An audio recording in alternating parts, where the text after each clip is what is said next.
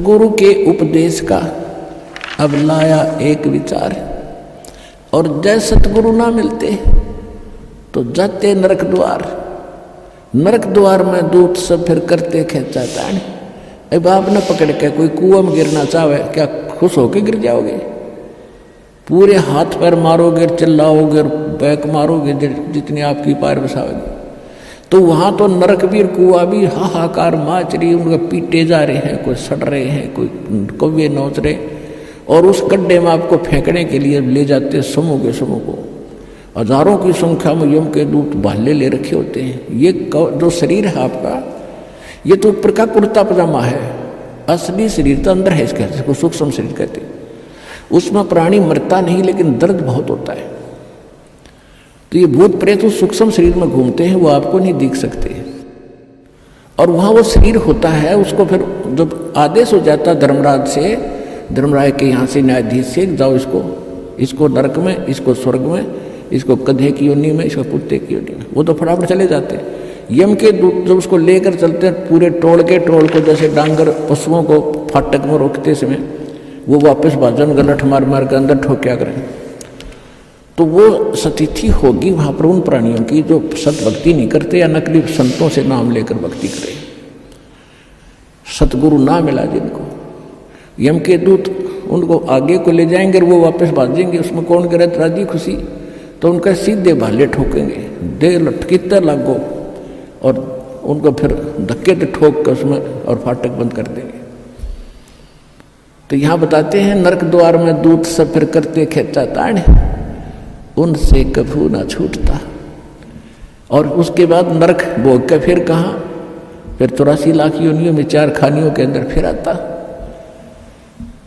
4 खानी में भ्रमता और कभू न लगता पार, ये फेरा सब मिट गया मेरे सतगुरु के उपकार। परमात्मा की इस मंत्र को लेने से, मर्यादा में रहकर भक्ति करने से आपका कितना पहाड़ से भी बड़ा दुख टल गया, बाईपास निकाल दिया आपने, यदि मर्यादा में रहोगे तो।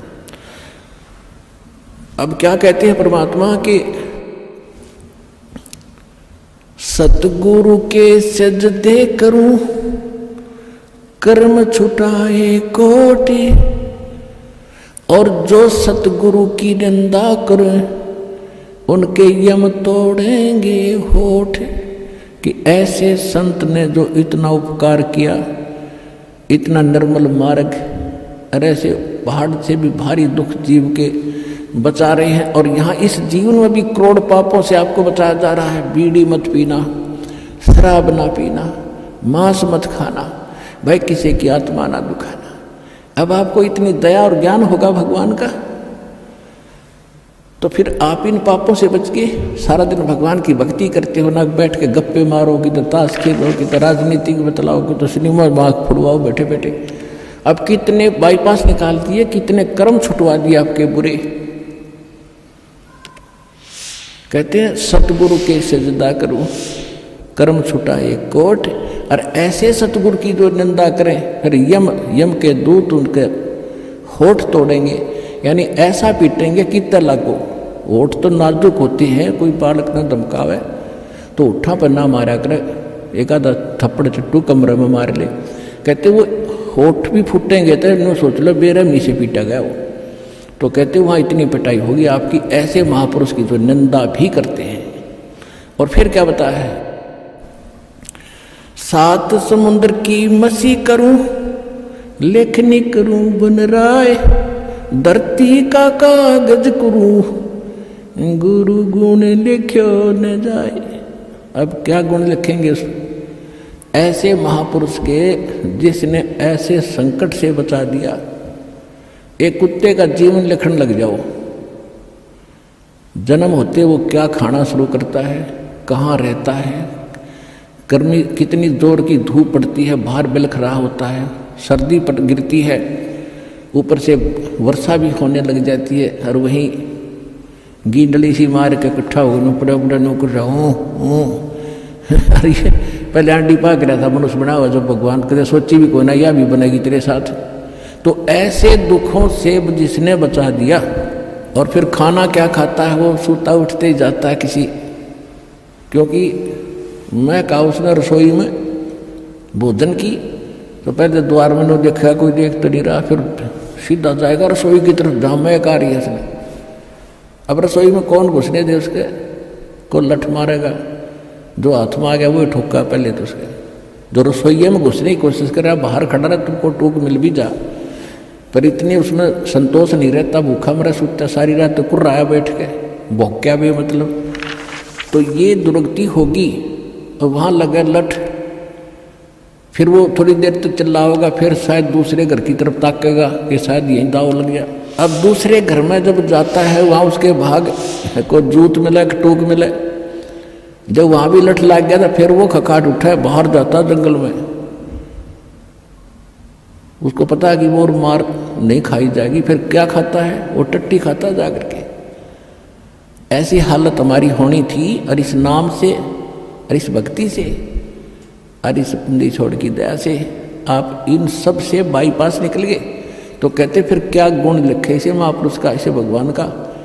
7 समंदर की स्याही बना दूं इंक, और पूरी धरती का कागज बना लूं, सारे वृक्षों की कलम बना कर रख लूं और फिर लिखने लग जाऊं, ये भी घिस जा, तो समुद्र भी खत्म हो जा, पृथ्वी जितना बड़ा कागज भी थोड़ा पड़ जा, उस गुरु के गुण नहीं लिखे जा सकते।